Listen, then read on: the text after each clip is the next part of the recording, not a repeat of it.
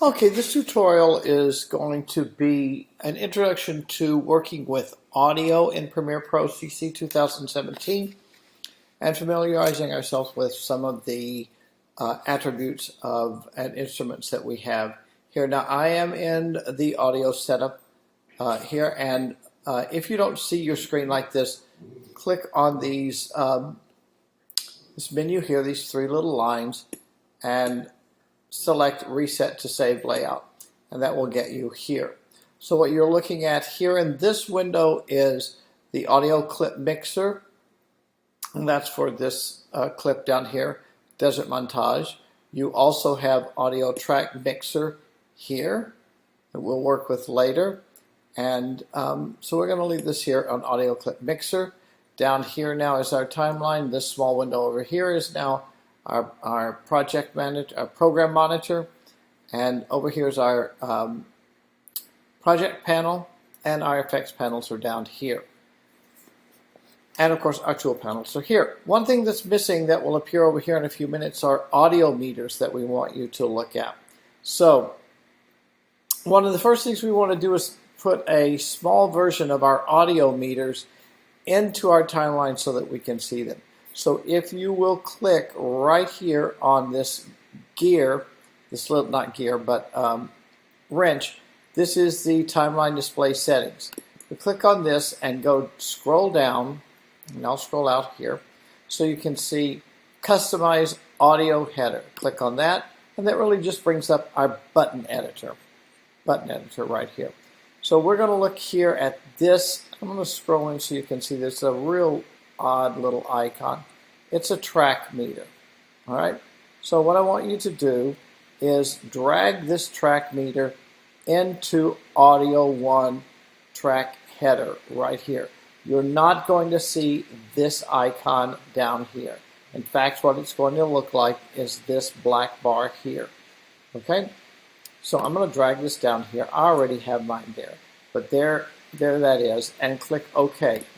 Now, if your timeline is set up like this track is about this size, you're going to have to put your mouse over this small line here until it turns to this icon, left click and hold, and drag it down. And you're going to have to drag it down pretty far in order to see this audio meter plus your keyframe. And this will tell you if when it turns blue if you've got a keyframe, and these two arrows move you to the next keyframe or the previous keyframe. All right, so drag that down and open that audio line up. We really don't need to make our video that large because we're working with audio, so we need more visual real estate down here than we do up here with the video tracks. All right, so now that we've got that set up, let's look at some of what we've got up here in the audio clip mixer.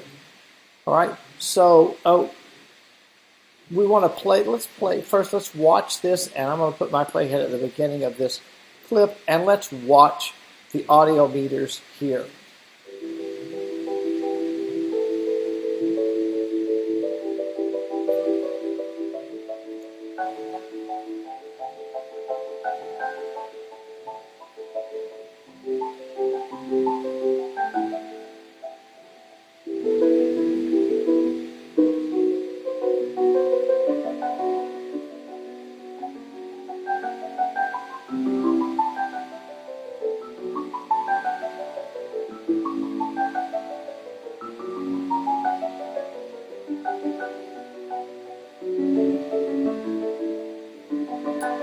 All right, so I'm going to stop this now.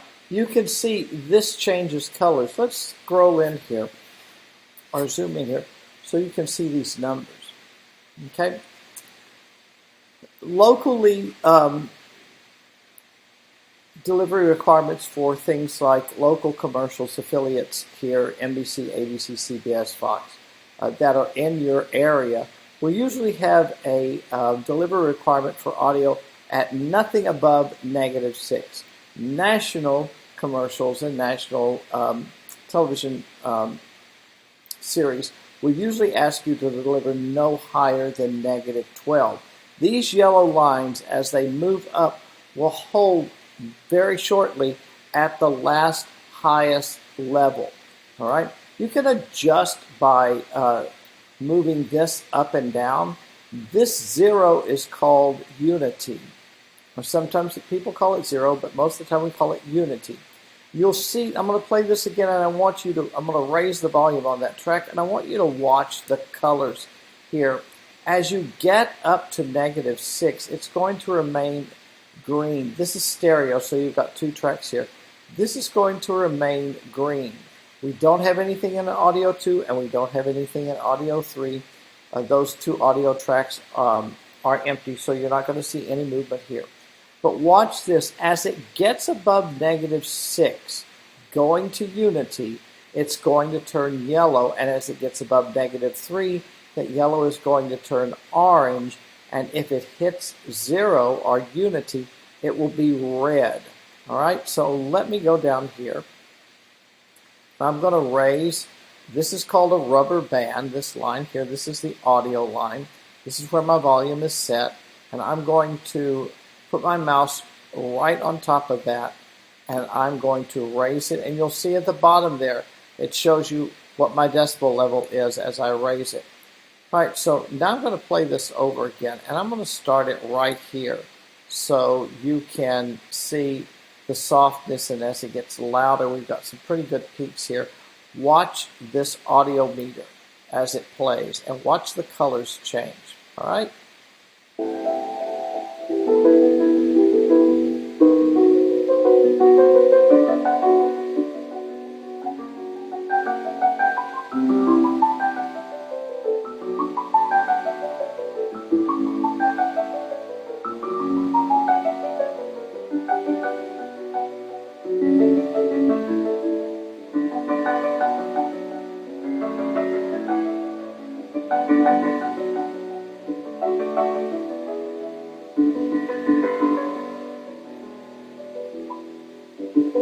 Okay, so you can see that. Anything over unity, it's going to cause your audio to be what we call clipped, meaning your speakers are not going to be able to produce the full sound that is in this audio track, that it will clip audio and you won't be able to hear it. The sound will still be there. You're just not going to be able to hear it because your speakers will not be able to produce it. One of the reasons the networks ask you to deliver at -12 as opposed to -6 is because it gives you at home more control to pump up the volume and have a fuller experience with the audio because you have more control between -12 and unity before your speakers start to clip sounds. A -6, there's quite a difference between -12 and -6. And -6 allows you less control with your speakers at home before you get to unity where your sounds will be clipped. This also is the reason why after prime time in television, when you have commercials, some commercials are at this -12, but some are at -6 delivery requirements, and those are much louder. So you get up and go to the kitchen during a commercial, and all of a sudden the commercial volume jumps way up. That is not the fault of the affiliates.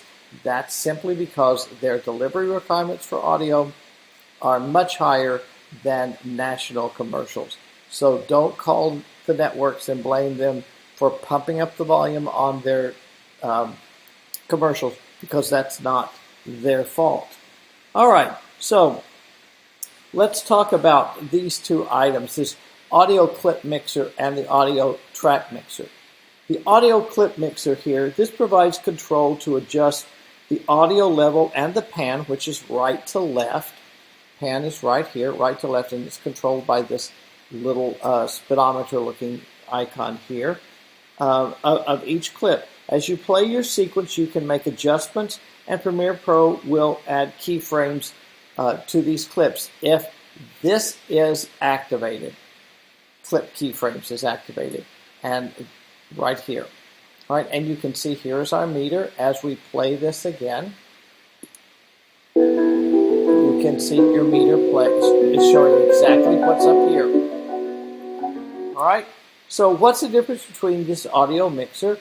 And I can change the on the fly, meaning as it plays. I can change the audio levels by simply dragging this and dragging it down and dragging it up, and I can drag it down. And when I stop playback, if I have my keyframes on, then I would have a series of keyframes here. Let's talk about the audio track mixer for this clip.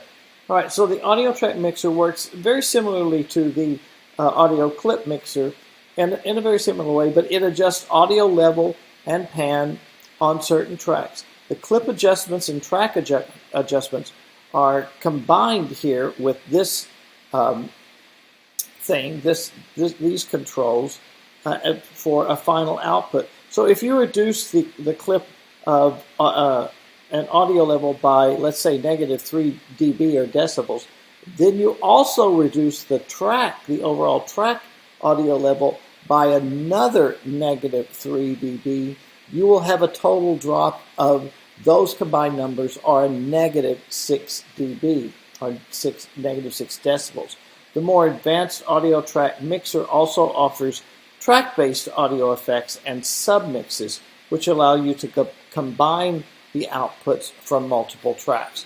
So that's what this does. This does quite a bit more than your audio clip mixer. So this is audio track mixer, audio clip mixer. All right, so before we close, let's talk about what kind of audio that we're dealing with. Many years ago when we first got audio, we only had mono, one track of audio. Then we had stereo, and a lot of times you're going to see two tracks, but it's really not stereo, because if those two tracks are not individually adjustable, it's not really true stereo. It's just mono times 2. It's duplicated mono. So we have mono, and then we have stereo, which two channels, that's left and right, and those can be panned left and right. So if you have over here in your program monitor a car that speeds from left to right across the screen, we can keyframe that so that the audio comes from the left, and as the car moves across the screen, it pans to the right. So it sounds like the car is actually moving. The sound follows the image there. All right, and also now we have 5.1 or surround sound audio, where we have a bass woofer, and we have two bass woofers and a master woofer in the beginning, in the middle, and two woofers on the side for bass, or two tweeters on the side for bass, and woofers in the back, or however you want to set yours up. And in this process of this computer program of Premiere Pro and the DaVinci Avid and DaVinci Resolve, as well as Apple's Final Cut Pro 10, we can actually dictate where we want certain sounds to go at certain times in those 5 speakers. Last but not least, we have multi-channel, which has between 1 and 32 audio channels that you can choose from. And when we have that, that's where we're going to really work with this audio track mixer and mix all of those tracks down. And each one of those tracks will be individually controlled. All right? So one thing that we're missing here is another sample of these audio mixers, and those are going to appear right here. So let's go up to the Windows drop-down menu.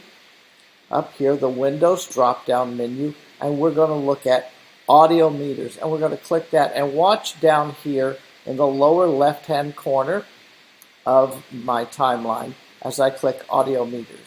Then this appears. Now I'm only seeing a very small stack, and as I play this, you'll see both of these meters are working. If you want a little bit more visual real estate on that, put your cursor right on that blue line, left click hold, drag it out, and as you're playing this, I'm going to pull the audio down on this one more time, so it's a little bit lower. As you're playing this, you can actually solo each one of these tracks. So it mutes the other one. The one that you're soloing, it mutes the opposite track. turn that off and solo this one. And you can see the difference there. Notice the work here. Let me lower this again so we're not so much in the red. You can see that this action is reflected here in these audio meters in the track header on audio 1, and it's also reflected exactly the same up here. All right, so there's our audio meters and how we set up our window for beginning to edit our audio. All right, so that's all for this lesson. We're going to go into some meter stuff in a very short tutorial right after this. All right, so I hope you enjoyed this, and I'll see you on the next video. Thanks so much.